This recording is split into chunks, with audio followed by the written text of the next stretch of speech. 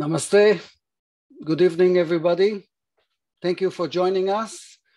The Indian Jewish Heritage Center, together with the Cochin Heritage Center in Nevatim, are happy to host for our 81st talk in our Heritage on Zoom program, Professor Joan Roland, that will tell us about a historian and the community ties that bind. Joan was born and grew up in the US. When she was still a graduate student, a Bnei Israel friend from New York introduced her to his family in India. Little she knew that this was the beginning of a long and passionate affair with the Jews of India.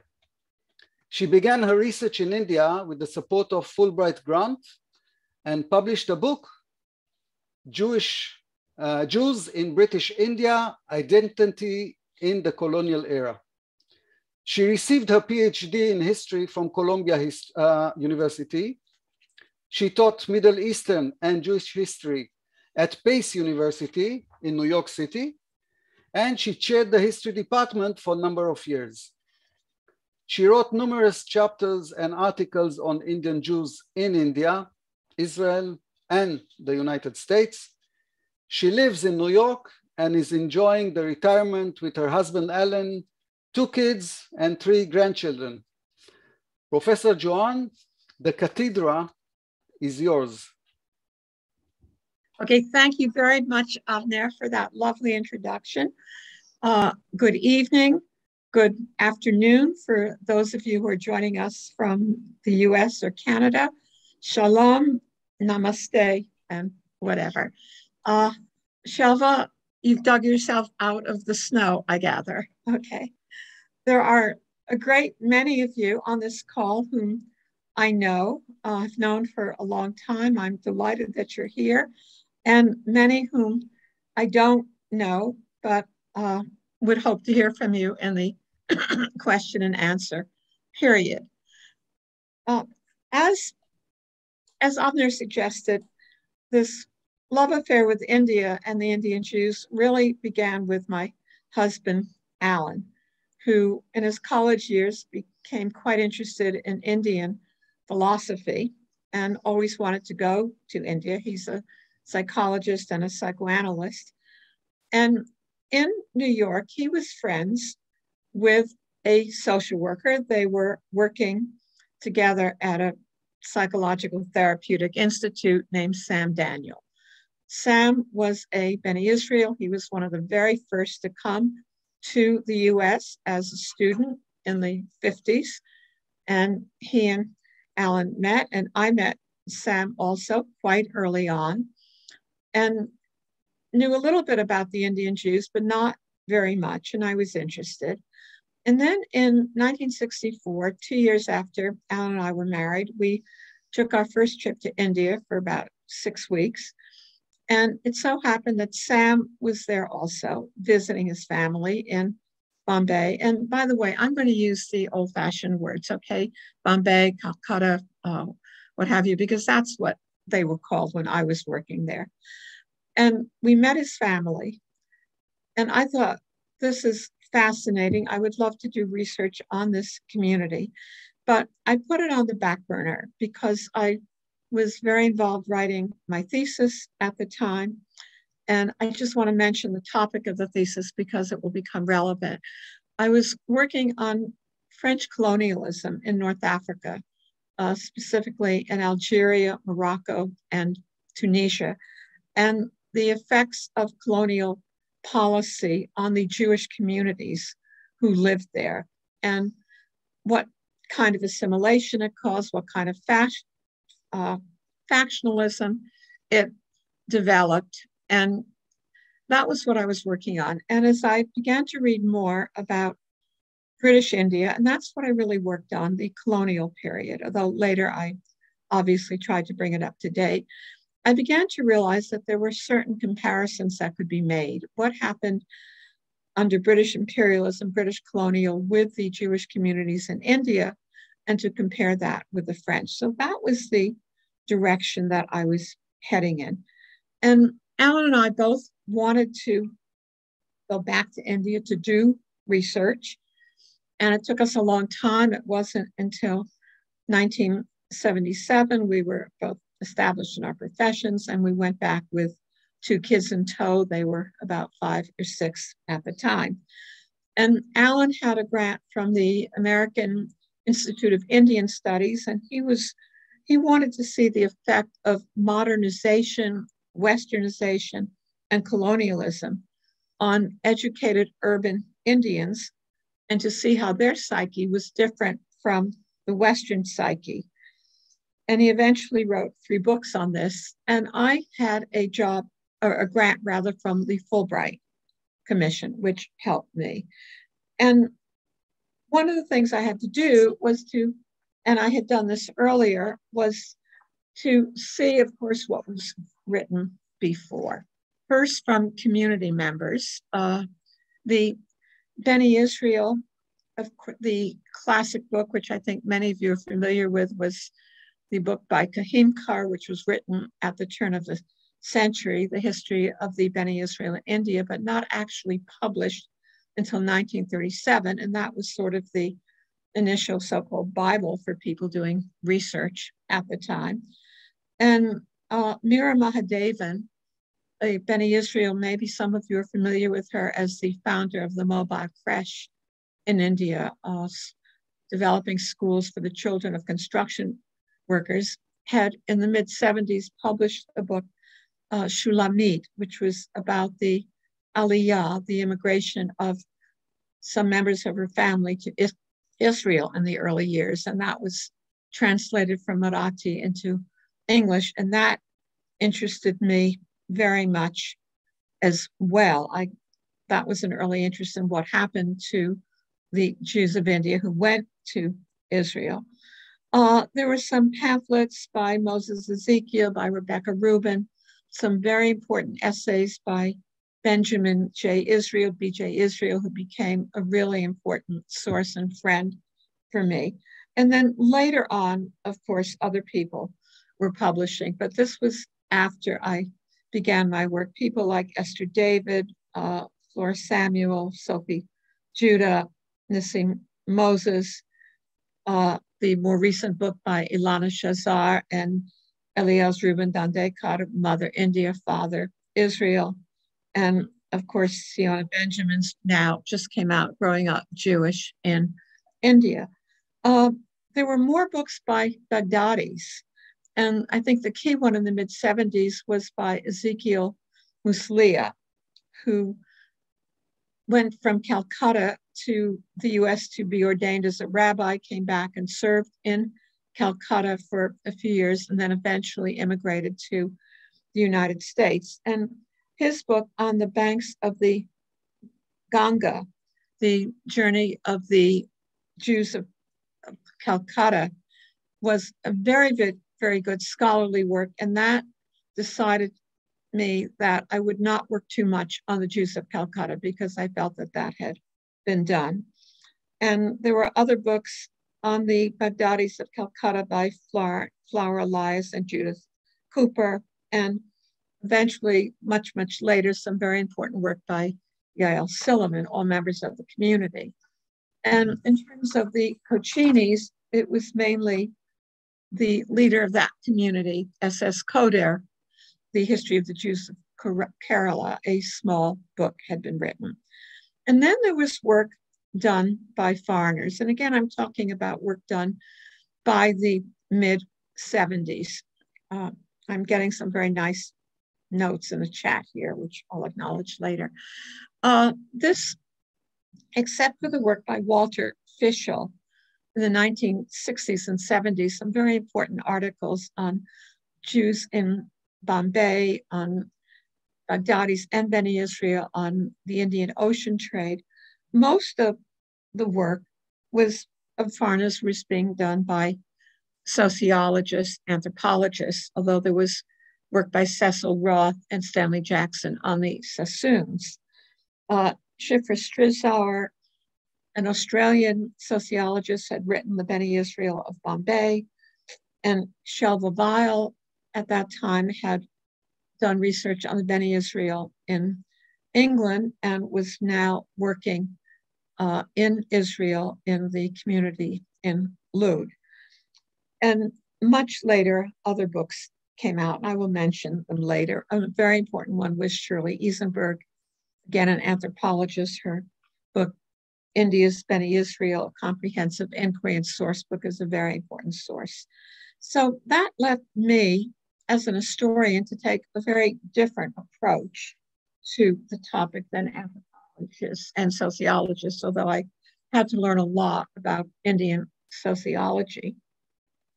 And the main question that I was asking, and as I said, I decided not to do too much with Calcutta and not to work with Cochin, because there was another scholar, Nathan Katz, who was writing on Cochin at the time. And also Cochin was a princely state. It was not part of the British Raj. So the main questions I was asking was, how did the British presence affect the way Jewish communities related to each other and to other Indian groups? Did they identify with other Indian communities or with colonial rulers? What was their attitude toward Indian political aspirations, the nationalist movement, the drive for independence? And how about Zionism? What was their reaction to Zionism? And all of these questions really added up to, what did it mean to be a Jew in British India? This is what I was looking at.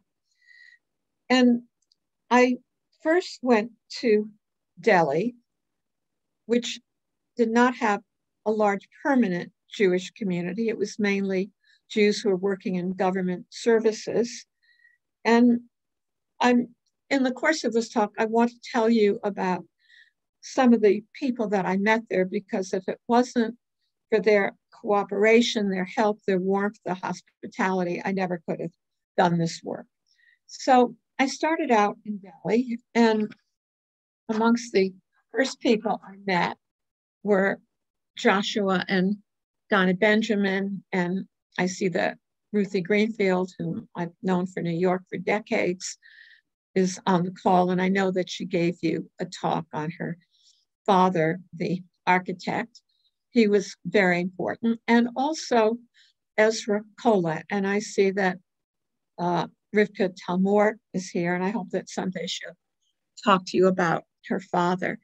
And Ezra Collett at the time was the president of the small community, and he opened up the archives of the Central or the Jewish Welfare Board for me. He gave me a copy of Mira Mahadevan's book, and I spent a lot of time at the Judah Chaim Hall, which was a very small prayer hall. It serviced the community, a small Jewish community in Delhi, mainly Bene Israel, some Baghdadis. Elijah Girard was there at the time. But also, it was attended by foreign Jews who happened to be there in India, doing business, or diplomats from various countries, journalists. Tell you one story. There was one point when I was having trouble giving directions to the taxi driver. It wasn't so easy to find the Judah Chaim Prayer Hall. And when we finally got there, he said to me, "Oh, the New York Times Church, why didn't you say so?" Which I thought was kind of funny, because a lot of the reporters for the Times in those days were Jewish, and they attended the prayer hall as well. During that time, I worked in the National Archives in Delhi, and also with the Central Legislative Records. There, I was finding more material about the Central European Jewish refugees who were coming in the 30s from Germany, Austria, Czechoslovakia, and I'll talk a little bit more about them later. I did find a few petitions from Bene Israel who wanted to be considered a minority community for preferences and employment. So that was important. And incidentally, in the National Archives in those days, in the late 70s, unlike in other archives where if you wanted certain documents, you could ask to have them microfilmed or maybe Xerox. But here, anything you wanted had to be copied out by a clerk, typed out by a clerk, each one individually, and then you got a copy of the document that you wanted. From there on, we moved to Bombay, which was going to be the base for most of our research. We got settled.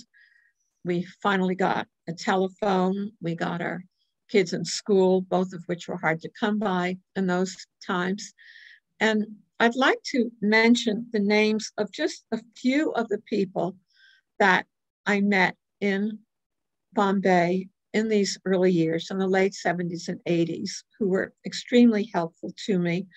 And I see one on the call, Tamar Marj Gabay, who some of you may know. Tamar had moved with her family from Iraq to Israel in the 1950s and stayed there for a while, and then was introduced to a cousin, Naeem Gabay, whose family had been in Bombay for a couple of generations. They got married, and I call her Marge, moved to India, became the quintessential Indian, fell in love with everything Indian, very broad interest, very broad connections, and she helped me enormously to meet people, was extremely hospitable to my family. We've been friends ever since. She introduced me to Moshe Sultan, who was the head trustee of the Baghdadi Trust, the Sassoon Trust at that time, head of the Knesset Eliyahu Synagogue, and who gave me access to archives there of the Central Jewish Association. So that was very important to me. And the other person that I mentioned before was B.J. Israel, Ben, whose father, Jacob Babuji Israel, had been very active in the community in the 1920s. And Ben had collected an enormous archive of all kinds of documents, materials, periodicals published by the community in the 1920s. He had books that were translated from Hebrew into Marathi.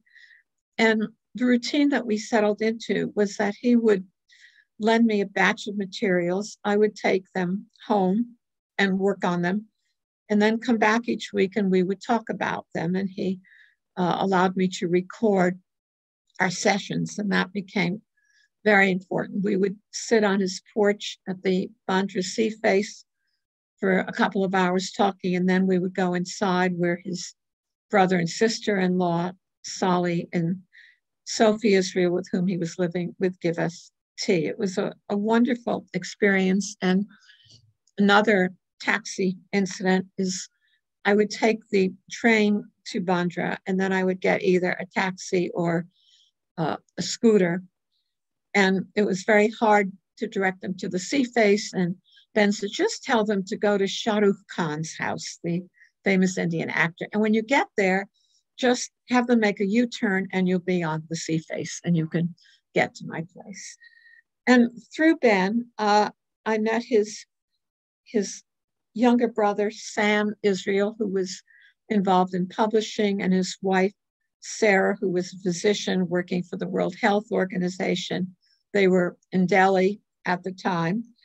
And also their daughter, Rivka Israel, who followed in the publishing world and was a very important person working for Marg in Bombay for many years.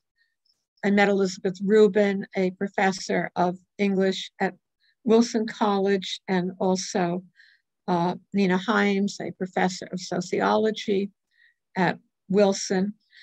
So these were some of the people. Another important source was Isaiah Isaac Shapurkar, who, by the way, I didn't mention that B.J. Israel had worked in the government services in Maharashtra with the Home Department and the intelligence unit for many, many years. And so he was extraordinarily helpful there.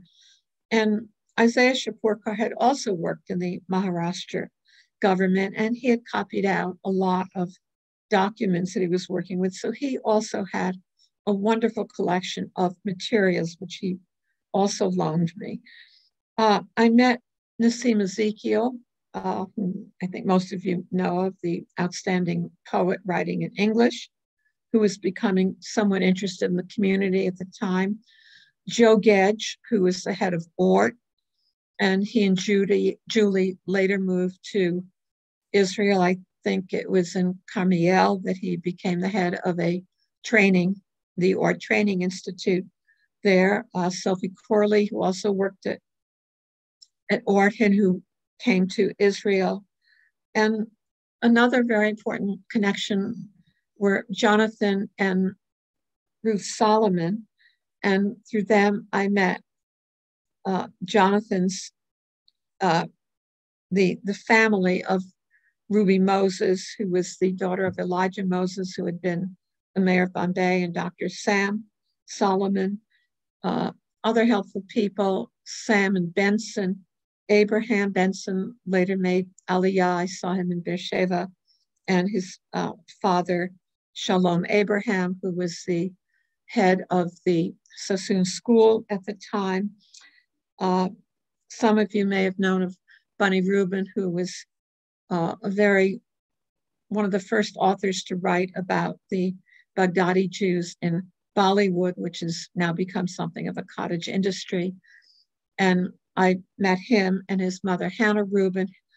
Her husband, J.N. Rubin, had been a weaving master in the Sassoon mills, and she helped me very much understand what was going on in the mills, the Baghdadi mills, and the employment of Beni Israel there at the time. The same was true with Sarah and Arthur Sampson.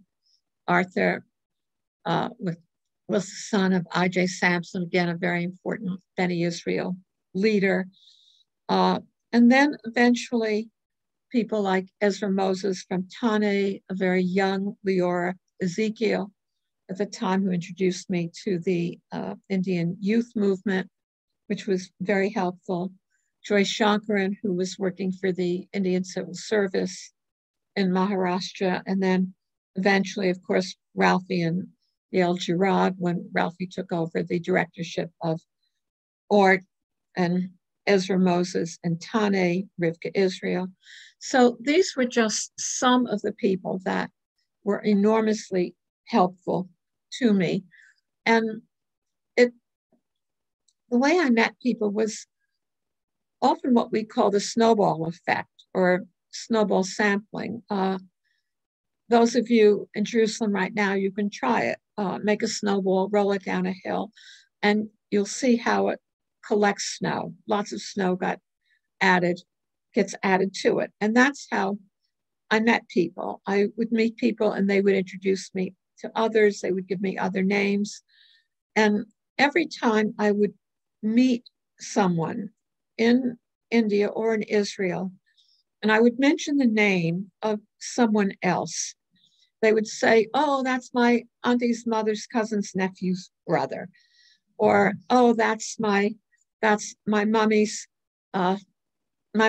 mummy's cousin's niece, something like that. They all knew each other in Israel and in India. Now, I don't know whether that's still the case in Israel at this point, where the community is so large, but this is how I got to meet people. And I just want to mention a few others. In Ahmedabad, that's where I first met Romiel and Noreen Daniel in Ahmedabad before they left for Mauritius. And we later became very good friends when they came to New York. And Romiel was ordained as a rabbi and is now the rabbi of all things, in Ashkenazi synagogue in Queens, New York. And I can talk more about that later if we have a chance. Also, Benjamin Rubin, who was the director of the Sabarmati Electric Power Company in Ahmedabad, and his son, Nissim, who actually showed us around Ahmedabad. And Nissim now works for the American Jewish Committee in Washington. Esther David was there, and we met her father, Reuben David, the outstanding zookeeper in Ahmedabad. And at that time, Dr. Ian Best, who was Dr. Lyle Best's father, was still alive. And I finally want to mention one person in Pune, Daniel Elijah Benjamin Gudcart, who had a fantastic collection of material on the Bene Israel and Indian Jews, and who loaned me a lot of that. Zimra, I see you're on the call. If you have time at some point, see if you can locate that collection of Daniel Gus. It's very important. So getting to the actual work. So I was going to concentrate mainly on Baghdadis and Bene Israel, mainly in Bombay and to some extent in Calcutta. And the Baghdadis, of course, we know that they started coming in the 18th century. We know something about when the Cochins began to arrive, Cochin Jews began to arrive, the Malabadis probably at the turn of the millennium, and also the Pardesi Jews who came in the 16th century. And again, I wasn't going to do much with them because other people were working on them. And the Bene Israel history, of course, was shrouded in legend. And Shalom Samuel, Bene Israel attorney, had written a book on the origins and history of the Bene Israel, and he placed their arrival in India during the 10th century before the Common Era in the fleets of King Solomon. The Bene Israel origin narrative, of course, is that they were en route from probably what was northern Palestine to Yemen in about 175 before the Common Era, and was shipwrecked off the coast of Navgaon in the Konkan, and 7 couples survived, and that was the origin of the Bene Israel community in India. There are other people who who think that they arrived later in the 6th century of the Common Era, mainly possibly from Persia, possibly Yemen. And as you know, it's impossible to prove or disprove any of these theories historically. And so I talked about them in the book, but I didn't take a stance and I didn't go any deeper to me. Now, in focusing on the Bene Israel and Baghdadis, the British encouraged them to come to India. The Bene Israel were there for a long time, and I talked a little bit about their life in the villages in the Konkan at that time. They had a caste-like designation of Shanwartelis. As I think most of you know, they were oil pressers, coconut and sesame oil. They were farmers. And Shelva Weil came up with a rather interesting term, I thought, that she referred to them as in and out of caste. They weren't members of the Indian caste system, of course, because they weren't Hindus, but they had a caste-like designation, and they had a place in the hierarchy. And at that time, they were assimilating into Indian culture. They observed a few holidays. They knew the Shema. They kept kosher. They observed a lot of the holidays, but it was limited. But they also adopted Marathi as their language. They took on the Marathi village surnames. They Indianized some of their Hebrew names, and very much part of Indian life.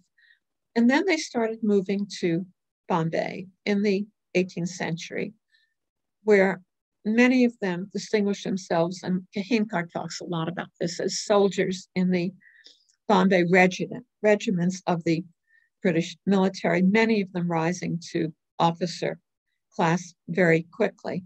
And incidentally, this was somewhat unusual for Jewish communities to excel in the military. It wasn't really until the establishment of Israel that you could see the outstanding example of this, but this was an unusual occupation for them. And they also went into the ancillary fields of medicine, accounts, works with the military, And many of them came as artisans, as tradesmen, as craftsmen, of masons, builders, which Bombay, which was developing in that period in the 18th century, needed very badly. And it was here that they encountered the Baghdadis, who started coming to India in the 18th century, first in Surat, then to Bombay, then to Calcutta. And at first, the Beni Israel and the Baghdadis were quite friendly. The Beni Israel let the Baghdadis use their synagogues, their cemeteries, and the Baghdadis were very helpful. They introduced them to other aspects of Judaism. And by the way, the Cochin Jews did too. I probably should have mentioned this earlier, but in the 18th century, a Cochin Jew by the name of David Rahabi, I know that Beni Israel legends place him much earlier in the 11th century, but he was probably in the 18th century, discovered that the Beni Israel and the Konkan were Jews and brought some Cochin Jewish teachers to help them return to Judaism, to teach them things that they didn't know. And the Baghdadis helped with that also. And another important component of that was Christian missionaries who started coming to India in the mid-19th century. These were mainly Protestant missionaries from England, Scotland, the United States, and they established schools for the Beni Israel and again introduced them to more standard normative Judaism. They taught Hebrew. They translated the Hebrew Bible into Marathi. They established Marathi prayer books. And Marathi grammar for Hebrew. And of course, what they ultimately wanted to do was to convert the Beni Israel to Christianity. I mean, after all, they were already monotheists, so why couldn't they take the extra step? And after teaching them all about Judaism and the Bible, missionaries would then say to the Beni Israel, well, now you should learn about the New Testament and learn about Jesus. We'll teach you about that. And the Beni Israel would say, oh, we don't know anything about this. Ask our brethren elsewhere. They know about that, referring to the English Jews. And there were hardly any conversions that took place. They were just not interested. And the Beni Israel, of course, with this teaching and learning English from these missionaries and from the British, then became familiar with English Jewish writers. And little by little, they began to see themselves as part of a larger Jewish community, not just as a small group in the village that had a different religion where they were cut off from other Jews for so long in a way that the Cochin and the Baghdadi Jews were not. And so they really began to see themselves as part of the larger Jewish religious community. And they welcomed the Baghdadis when they came to Bombay. There were very few Beni Israel in Calcutta, so the relations were different. But after a while, the relations took a turn for the worse. The Baghdadis felt that they were very different from the Beni Israel. They had a different background and heritage, different customs and practices. They had some question about the religious practices or lack of certain ones, like some Jewish marriage and divorce customs that they felt the Beni Israel didn't observe. And they began to distance themselves from the Beni Israel. And this became a rather unhappy chapter, I think, in Indian Jewish history.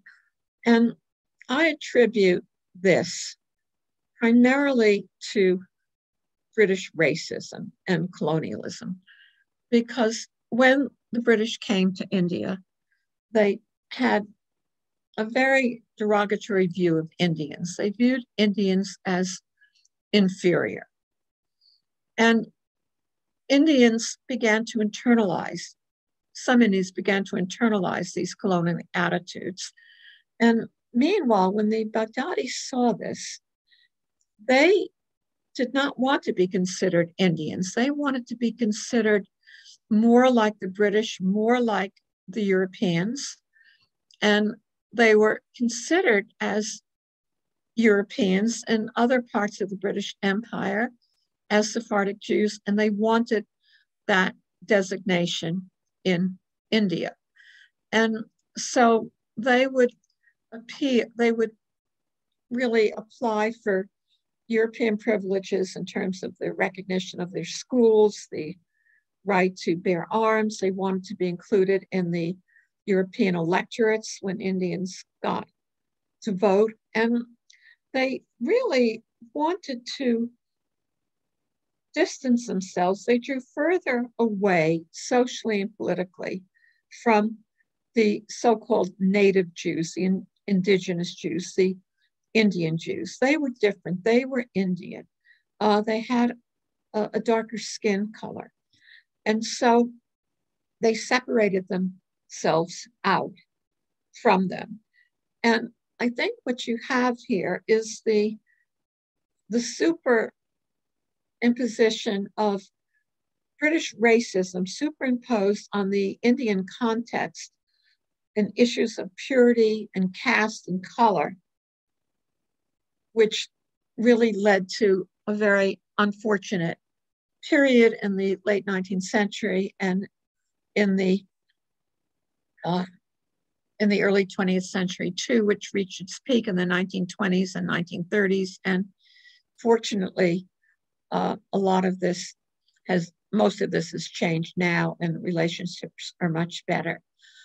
And the cordiality of these relationships, incidentally, carried over into the US in the 70s and 80s, where Indian Jews got together for a number of events and activities. And I think this is where I first met Ruth Greenfield in that period. And I also noticed that Vilma Haim Ladani is on the call, and she was one of the early participants in this New York community of Baghdadis and Beni Israel. Now, the next thing I began to look at was the emergence of Indian nationalism, which affected many of the ethnic communities in India at the time. And in the late 19th and early 20th century, a lot of the castes were forming caste associations. And this was particularly true of non-Hindus were forming caste associations, Anglo-Indians, Parsis, what have you, and the Beni Israel did also. And there was factionalism in the Beni Israel community at that time in the early 20th century, and they formed two associations. One was the Beni Israel Conference, and the other was the All India Israelite Association. By the way, I didn't do a PowerPoint for this because I didn't want to have to be glued to the order of the pictures. And I'm going to show some pictures after the talk.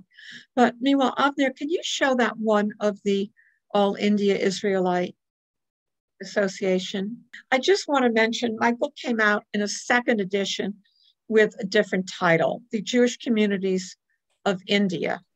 It's pretty much the same as the first, but it has a 30-page epilogue at the end, which brought it up to date, up to about the year 1998. So if any of you are interested, this book is more available and it is more up to date. Okay, go to the next one, please. This is David Sassoon, the real head of the Baghdadi community who arrived from Baghdad to Bombay in 1833 and really was very important in establishing all kinds of Baghdadi institutions. As I said, the Baghdadis came primarily because the British government wanted to encourage trade between India and the Middle East and India and Asia also. And it was the Baghdadis in Bombay and Calcutta who were able to do this. They were involved in trade in jute, cotton, tobacco, also opium for a while. And this led to some very important economic developments in Bombay and Calcutta. Okay, the next one. Okay, this is a picture, 1918, of the All India Israelite League, one of the two associations that was formed in that period. And some of the leading pro-nationalist Beni Israel belonged to this. Okay, thanks, that's fine. And by the first half of the 20th century, as nationalism developed, a lot of the Beni Israel were really ambivalent, ambiguous about Indian nationalism. They enjoyed preferences in employment. The British preferred to hire for the lower echelons of government service, of railways, telegraph, customs. They preferred to hire the smaller minority groups, Parsis, Anglo-Indians, Christians, and the Jews, because they felt they trusted them better than the Muslims and the Hindus. And the Beni Israel were doing very well economically as a result of this employment. Many of them liked the way the British ran things in India. They liked the sense of order. And so when Indian nationalism came along, this was really a problem because they considered themselves Indians. They were Indians. They knew that India was the one country in the world that had never discriminated against them. And yet many of them were in their heart of heart pro-British. And this became very difficult. And the two associations also differed in this respect. It was the All India Israelite League. Some of the leaders were not afraid to get involved in politics. They didn't think that Beni Israel should shy away from political discussions the way the Beni Israel Conference group did. And although they were very few, some of these early nationalist people like Jacob Babuji Benjamin, the Sampsons, the Arulkars, and they were very much in a minority, but in some ways, I think their views were more important than their numbers would suggest. And ultimately, of course, that ruled the day. But many of the other Beni Israel were fence sitters until quite late because of the problem with British employment and good relations with the British and loyalty to the British, but realizing more and more that they were Indians. And by 1947, of course, they all came on board. They were all pro-Gandhi by 1947. And incidentally, they were not alone in this. There were many, many Indians who sort of, by 1947, worked up an early nationalist past for themselves in the 1920s and 1930s, but they also had really come on much later. So for the Beni Israel, the question of, yes, they were Jews, religiously Jews, had an ethnic consciousness, but also they were Indians.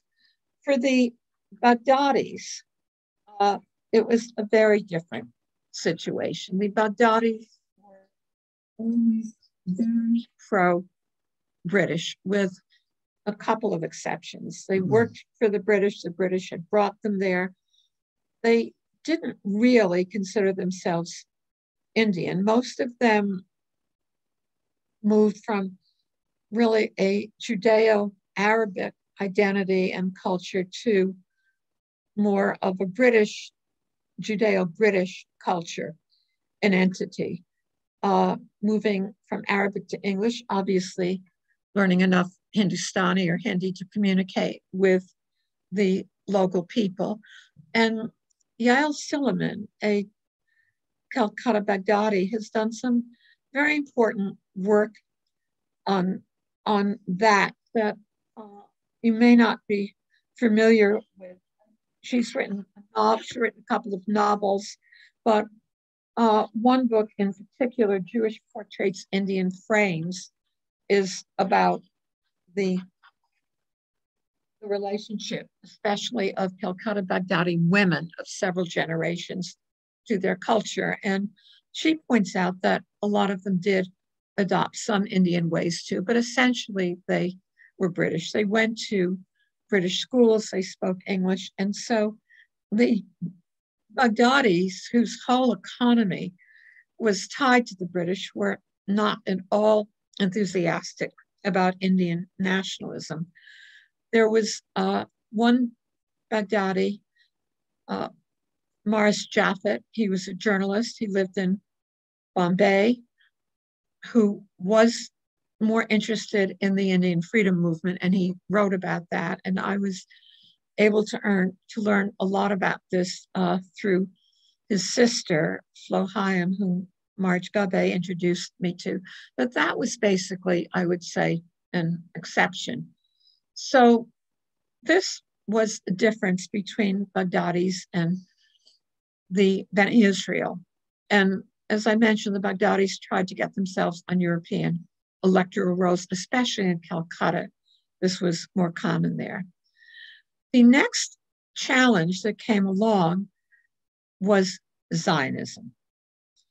And the Zionist offices, the central Zionist offices, reached out to the Indian communities very early.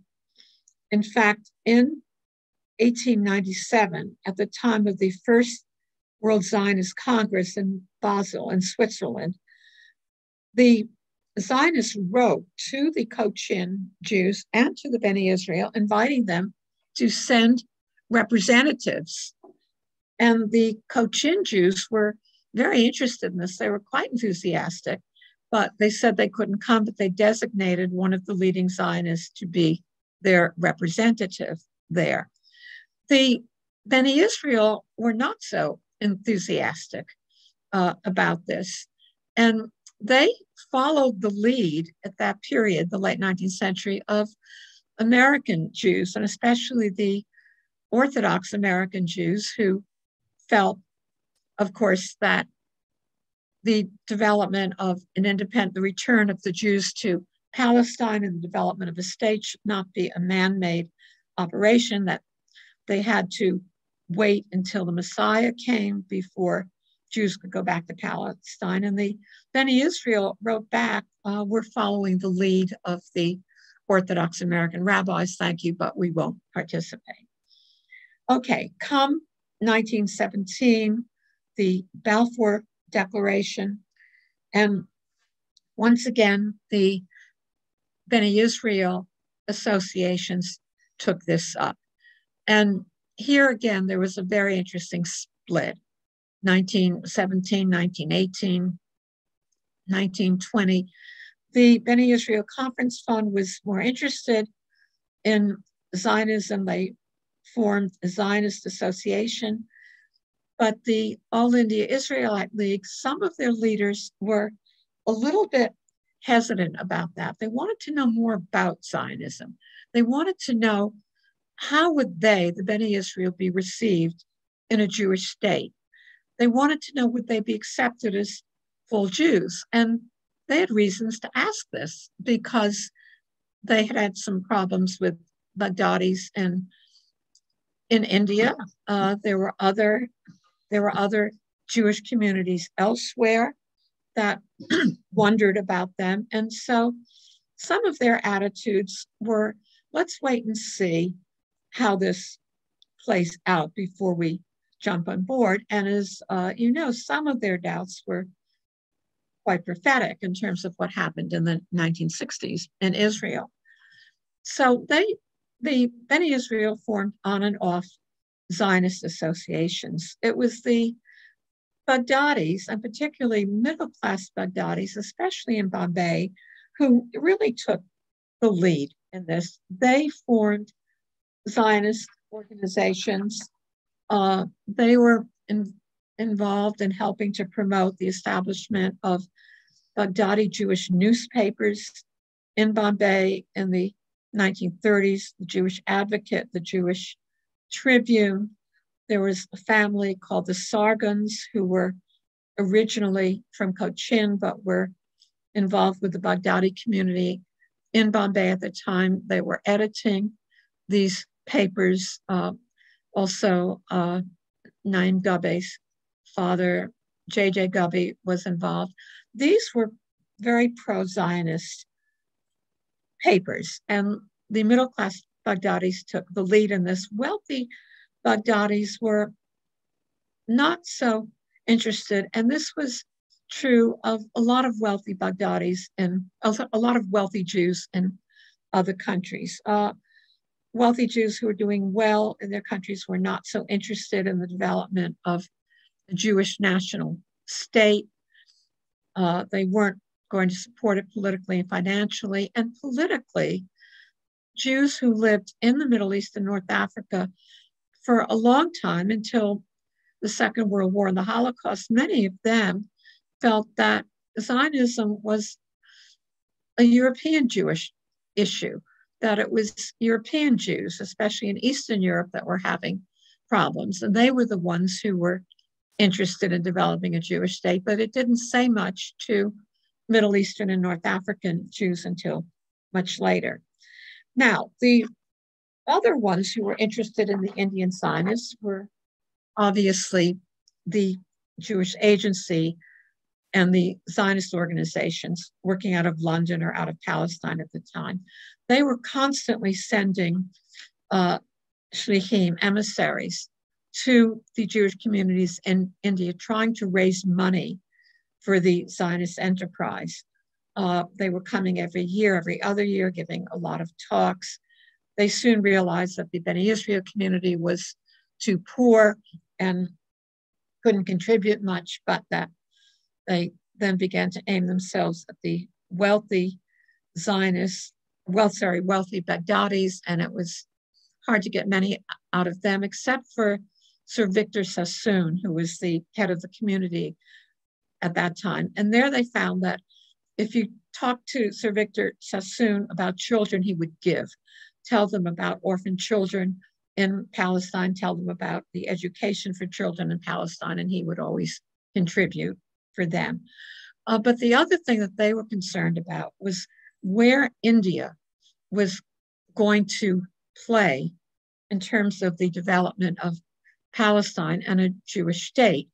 And they understood that at this point, that there was Muslim pressure on the British in India. The British were moving into Palestine, and they felt that it was very important for India to support Zionism. And they wanted to get in touch with Nehru and Gandhi. They sent letters, they sent emissaries to them, and they were encouraged to do this by some very shrewd political observers among some young Baghdadis who encouraged them. And this was very important in terms of Indian-Israel relations, which, of course, were not so good for the first 40 years or so, but for the last 30 have been excellent. So these were the issues that Indian Jews faced. How you see yourself as Jews, how you see yourself as Indians or don't, nationalism, Zionism, do you identify with the larger Jewish community in terms of Zionism? And this brings us to the 1930s, 1940s, the oncoming war, Germans and the Nazism, which of course Jews in India were becoming very much aware of through the press and the radio, and also through the arrival of the Central European Jewish refugees. It was originally thought that about 2,000 of them came, but a lot of recent research suggests that it was far more than that. These Central Jewish refugees settled mainly in Bombay and Calcutta. They mixed mainly with the Baghdadis. In Calcutta, that's what there was. And in Bombay, they tended to live more in the fort area, which was inhabited more by Baghdadis. They did very well. Many of them were professionals. A lot of them were physicians, and they established medical practices in Bombay and Calcutta. They were highly appreciated. They turned out to be very good diagnosticians. They listened to their patients. They wouldn't charge fees to poor Indians.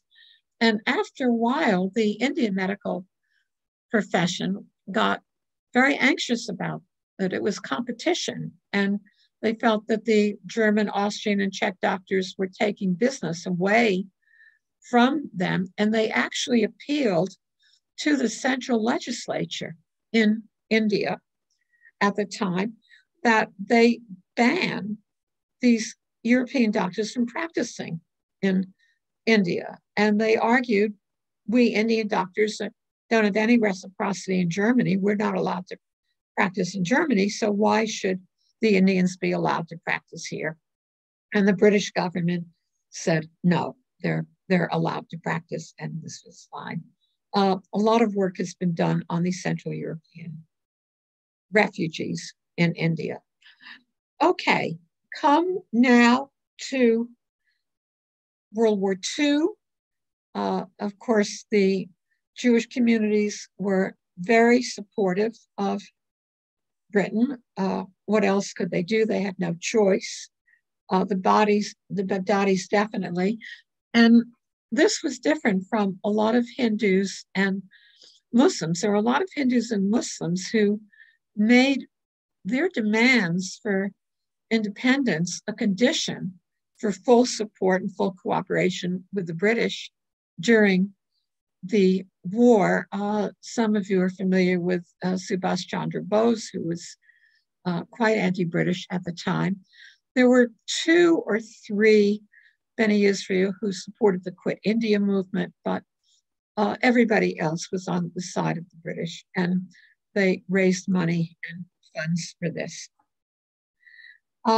Okay, this leads us to why, this is everybody's question, of course, why did the Indian Jews leave India, where they were doing so well and had been so accepted? And the answer is a little complicated. It varies with the 3 communities. The Cochin Jews had always been very Zionist and very interested in Zionism, and they left, the Malabadi Jews left practically en masse in the 1950s. The Pardesi Jews trickled out more in the 1970s and onward. There's hardly anybody left in Cochin now. The Baghdadi Jews also feared for their economic status in an independent India. Their trade was very much connected with the British. In an independent India, they wouldn't have that status. There were foreign exchange regulations that were being implemented, which badly affected them. The Arab boycott after the establishment of Israel meant that they could no longer trade with the Middle East, and practically all of the Baghdadis left after India became independent. Maybe half of them went to Israel, but many of them had connections in the UK, Canada, Australia, US, and they went there. For the Bene Israel, which was the majority of Indians, it was the largest group, maybe 20,000 at that point. It was somewhat problematic, and here I think it was a pull rather than a push. It was the attraction of Israel. By now, they had become more Zionist. They identified more with Jews all over the world, and Israel appealed to them. There were also economic issues here too. They were afraid that in an independent India, that job opportunities would be more communally oriented, and that because they were such a small group, whereas Hindus would be hiring Hindus and Muslims would be hiring Muslims, and the same with Christians and Parsis. They were small. They would no longer have the opportunities for British employment, that they might do better in Israel. And this also pushed a lot of them to go to Israel, not mainly in the 60s and 70s, when I think a number of you came. And also it's still a trickle aliyah going on now. I have a lot more. I have material on the Indian Jews in Israel in the 90s, basically work that I did some 20, 25 years ago, their adaptation in Israel. I also could talk about the Indian Jews who came to the United States. And I think there are people here who could talk about the latter. Also, Romeo Daniel, for example, Shirley Siona Benjamin, who has just come out with an important book, Growing Up Jewish in India. But I think my inclination is to leave it at that. I could, come back later if you were ever interested and give another talk on Indian Jews in Israel, and then I would want it more interactive. I would tell you what my experience and observations have been, especially with second generation, and then I'd love to hear your experience and observations about second and now third generation Indian Jews, and could talk about the US. But I think it makes more sense now to open it up to a Q&A.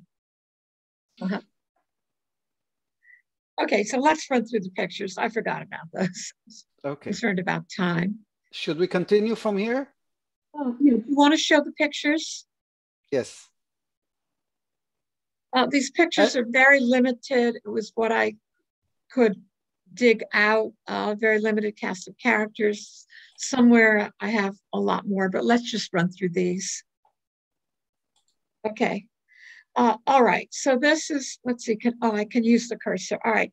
This is the Israel family. Unfortunately, I don't have pictures of B.J. Israel. He had passed away by then. This is Sam Israel, the publisher, and his wife, Sarah, Rivka from Bombay. And I believe it's Nina Hyams. I'm not quite sure. And no, I'm sorry. I believe it's Elizabeth Rubin. And here's me. Okay, we'll go quickly through these.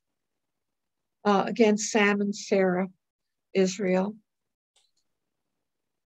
Joshua Benjamin, whom I think you all know, you've seen these pictures.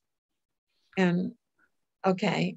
And we also had a very interesting talk about him, and it is published in our website, Cochin.org.il. Whoever wants to see a Zoom talk about Mr. Joshua Benjamin, the architect, can enter that website and see the talk. It's in English. Okay, terrific. And his lovely wife, Dinah, who did a lot of important social work for the community in Delhi. And of course, they later moved to Israel, which you know. All right. Yeah. You also mentioned Mira Mahadevan from Mobile Crash. And since Dinah Benjamin worked with Mira Mahadevan, and we also had a program about the Mobile Crash. So that was also published in Heritage on Zoom this year, 21. Oh, wow. Okay. I just saw something in the chat from David Israel, Uncle Ben's nephew. I'm very glad that you're on this. Maybe you'll make some comments. Okay. Okay. This is Ruthie Shankar from Haifa, who maybe many of you might know, who established a very early, small Indian Jewish museum and a community center there with a lot of artifacts, and who was very interested in promoting Indian Jewish heritage. This, of course, is the memorial of Navgaon to the Bnei Israel arrivals who came in and the burial ground there. It's in English, Marathi, and Hebrew. Okay. This is made by the seaside where they are thought to have come. This is where they landed.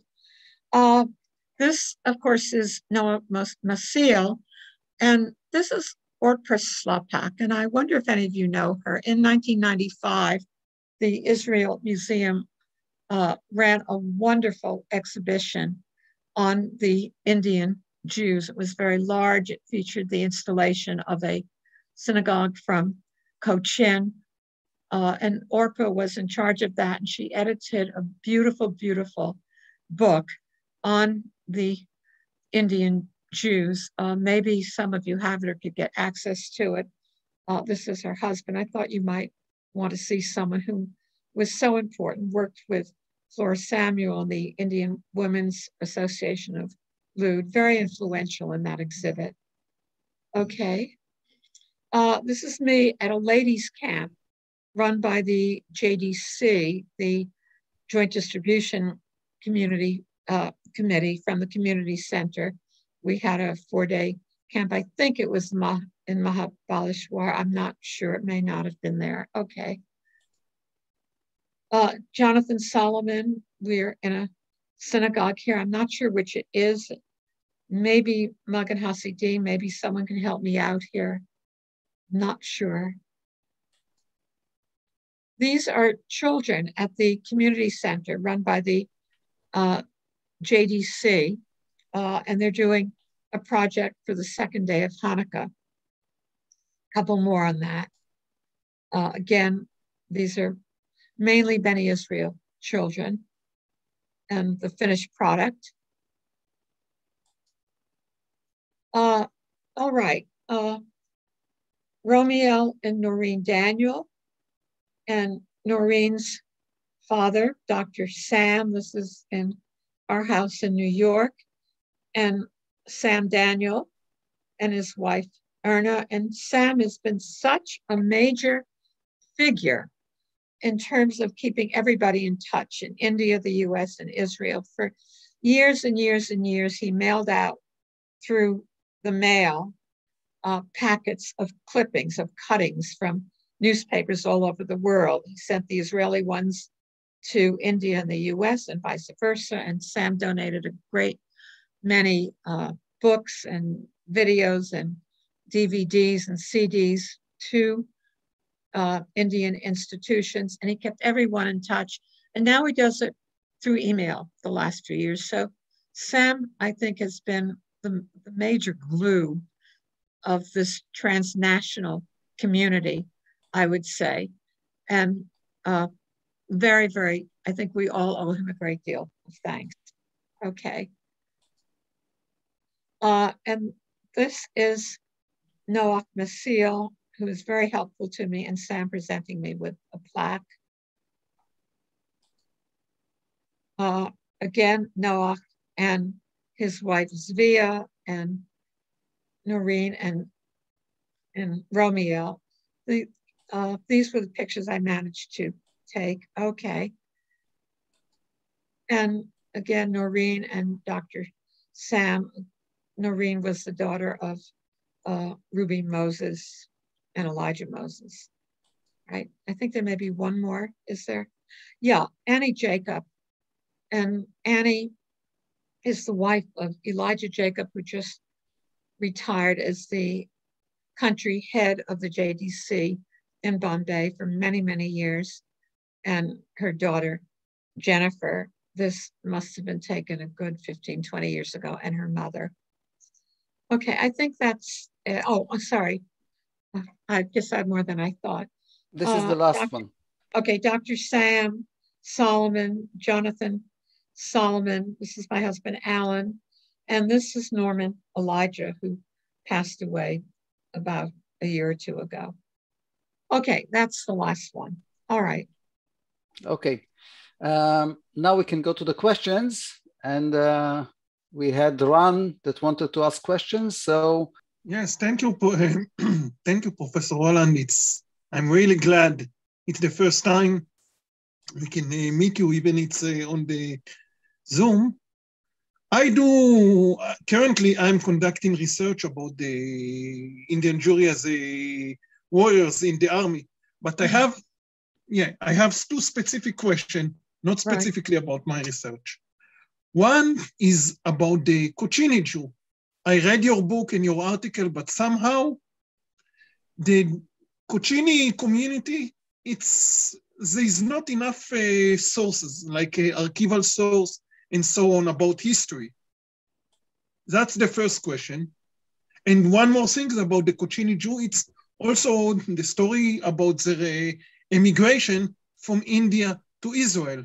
Why they specifically did it. There is not enough some archival source to conduct a specific research. The second question, it's about the distribution of some of the Jews in India in the small town. Well, most of the community were, of course, in Bombay, Kolkata, Cochin, and then also Pune and Ahmedabad. Mm-hmm. But okay, even in the big cities such as Delhi or even Jabalpur, which is a big city. But I mean, if there were if you know some more information about people who went to some even smaller towns, some place where there were army cantonment for the military workers or other civil workers. That's my two questions. Okay, the first one about the Cochin Jews, as I mentioned, I did not really focus on them that much. The archive material, you're absolutely right, is limited, but I would refer you to a couple of works. Nathan Katz came out with a book, I guess you know it, The Last Jews of Cochin, which covers a lot about the Cochins. He's a scholar of comparative religions, and he does a wonderful job with that, and also a lot of anthropology. He talks a lot about them and also why many of them left. He's done other work, he's done articles too, but the pull of Zionism, the problems that they had in the first couple of years when many of them had a condition called elephantiasis, and the Israeli government didn't want to let them come in. This was the Malabaris. They thought that this was an infectious disease. And finally, they were able to prove that this was the result of mosquito bites or something like that. It was not contagious, and they let them in. And they sent most of these Cochin Jews to Moshavim. And of course, you all are very familiar with Nevatim. I don't need to talk about that, but there were a lot in the Jerusalem corridor, and it was a very, very hard absorption for them because most of them knew nothing about agriculture, about farming. It was very difficult, but they worked extremely hard and were very successful at it. And I can talk about this at some other time, but they did distinguish themselves from the Bnei Israel, whom they were referred to as Hodim, and for certain reasons, the Cochin Jews talk themselves as Cochinim, the Pardesi Moors, Cochinites. But there's also a wonderful book by Ruby Daniel and Barbara Johnson, which you know that too, which also talks about the absorption of the Cochin Jews and Ruby's life in the kibbutz. But those are the ones that I'm most familiar with, and I don't know of archival material except things that SS Coder would have had in his collection and he wrote about, and I have no idea where that material is, and I don't know what the Pardesi synagogue or the Malabari synagogues have either. I mean, there might be things there that I'm not familiar with. I just want to say one word about it. Yeah. I was looking I found some sources in the National Archive of Israel. Did you? Well, some in Hebrew and some most in Hebrew, but some in English. This is about their immigration to Israel. One of the hypotheses for the reason why they came is that they were afraid a little bit from the communism. Well, the communism was officially only since 1959, but even before, they were afraid that there will be kind of a not persecuted, but they push a little bit because they didn't like the communists. They were against. That's one of the, hypotheses. That's very interesting. And I have to say that's something I didn't know about, because Kettler was one of the states that became communist very, very early. And I had not heard about that aspect of it. That's very interesting. Are there any documents in Malayalam? Again, there is some documents in the National Archive. Yeah. I will later refer it, chat with you by the mail. Yeah, okay. Now, in terms of Bnei Israel in small towns, yes. Not only Bnei Israel, also the Baghdadis. Yeah, maybe. Right. In small towns, there were many who worked especially on the railways or maybe telegraphs by the British, who were posted to small towns where they may have been the only Jewish family there. And they tried, and incidentally, not only to small towns in India, but a lot were posted to Burma at that time. I think, I think Sam Daniel's family may have been posted, or to Assam, something in that area where they also grew up. But there were Baghdadi and Bnei Israel Jews, in Karachi. But there were Baghdadi and Bnei Israel Jews in Assam and in small areas. It was hard for them to keep up their Jewish life. I mean, they might be the only family, maybe there were 2 or 3 others. And the best sources I know for this is many years ago, Nina Hines and another person whose name I forget had a series of newsletters that came out on being Indian and Jewish. And it was about Indian Jewish women. This is what it focused on. It was a series that maybe they had 15 to 20 issues of it. And a lot of it was reminiscence by Indian Jewish women of their lives, but many of them who came from these small towns in India especially, and how they tried to keep up their Jewish lifestyle without much support. And eventually, a lot of these newsletters, and maybe they're available in the National Library, but a lot of them Nina brought out as a book, and I've forgotten the name of it. But what language they were written? Marathi or English? No, it's all in English. And I can't remember whether, again, it was being Indian, being Jewish, or Indian Jewish women, but I think you could easily find it. And a lot of them were collated there. And that's the best source I know of for life in those villages. There aren't a lot of memoirs by men about that. Okay. Just one more word. First, in the book of Matzliach, on the Ganga, where he talk a lot about that's the Baghdadi in the 19th century. And one of the way to find it is to find some graves, even small yard of 2-3 people in many places. And just one last thing I want to say, I found a document in the National Archive in the Zionist Archive. Right. That in period to 1948, there were also some small Jewish community, mostly Baghdadis and traders, in some small cities in Pakistan, like Mulatan and Faisalabad and so on. Yeah, right. Okay. And so many of them came to Israel. Many of them came to India after partition in 47. And I think the remnants of the Indian Jewish community in Pakistan left after the war in 67. And I know Shelva Weil has written a lot about that too. Okay.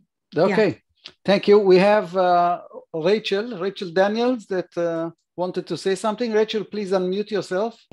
Hi, I'm Rachel, and thank you so much for speaking to us. I have your book, and I'm reading it right now. I have a question. I was born in Burma, and like you said, people came to Burma working in the railways, and my grandparents did exactly that. Okay. Yeah, and being the only Jewish family in the town, and these are the things I grew up in, and having Kabbalat Shabbat alone in your own home with no synagogue or anything around. But actually, the question I heard so many stories so from my mother. that's very interesting, because there was a synagogue in Rangoon, I think, at the time. Yes, but my father was posted in the north in a small place because he was a railway engineer. So we were just ourselves, Yom Kippur, just my family sitting around reading the book, passing it from one to the other, and things like that. That's wonderful. I hope you can get a copy of the second edition, or just of the last chapter of the second edition. Maybe someone has it, the epilogue, which brings it. It's about 30 pages of my book, which brings it up to date. Okay. Okay. The new edition. The new edition. Okay. Thank you very much, Rachel. That's really very interesting. Thank you. Okay. I do have a question. Because I heard so many stories from my mother of people in the army. I know of Jewish people who fought in the battle in Jhansi. Why would they do that? What do they have against the people in Jhansi? It bothers me a bit to know they were fighting inside India between. Can you tell me why? I have to admit, I don't know anything about that. Maybe there's someone else on the call who can answer that. Yes, Ron can give you an answer. Good. Okay, yeah. Ron, you can unmute yourself and give an answer. Well, I mean, in the Battle of Jhansi, I didn't find specific evidence yet, but I know they were around. I know some of them were I found some evidence for people who was in a Gwalior fought in this area, and I still have to look exactly. I found some papers in the Jewish Chronicle about it. I can just say that, for example, in Jabalpur, there is two graves of Jews who were actually mutiny, were in the mutiny side, and they were executed for that, and their grave is outside the Jewish cemetery. Looks like Ken Robbins is on the call, and he can talk to that. Thank you so much. Great. Basically, this is an area that I'm studying, and I'm working on books about these various places in the Deccan, and the Jews come into. They're on all sides. You'll find Jews, for example, you'll find Jews fighting with the Marathas and the Brahmins. You'll find Jews fighting in Janjira with the forces of the Muslim Habshi Nawabs of Janjira. And you'll find them fighting with the British. They were a fighting group. And I don't think that things are very simple. When you go back to 1857, 58, you'll find in every group that people were fighting on every side. And the history that we have today is very much not really realistic to what it was at the time. And you'll find even among the Marathas were never united. The Peshwa was always fighting against the Raja of Satara and the Maharaja of Kolhapur, who were descended from Shivaji, and they were bitter enemies. But you don't get that history in the boulderized history of today. So Jews weren't any different than any other Indians. Okay, great, Ken. Thank you very much. By the way, we had 2 talks with Ken, and both of them you can find as well in our website. So that can be also done. I'll read a few things from the chat. I hope I don't miss anything important. But besides the thank you and a lot of compliments that you're getting, there is Ruben Yosef, Professor Ruben Yosef, that says that he has his great-great-grandfather's diary from the mid-late 1800s. And he would be, if you are interested, he'll be happy to share. So that's Professor Ruben. If anyone needs the other one's contact, then I can give it to you guys, no problem. Zimra says her mother is from Pakistan. So Zimra, maybe we are related also. My grandparents are also from there. Dr. Vivian Khafif is giving an answer to one. You need to look for the research that is called they're carrying their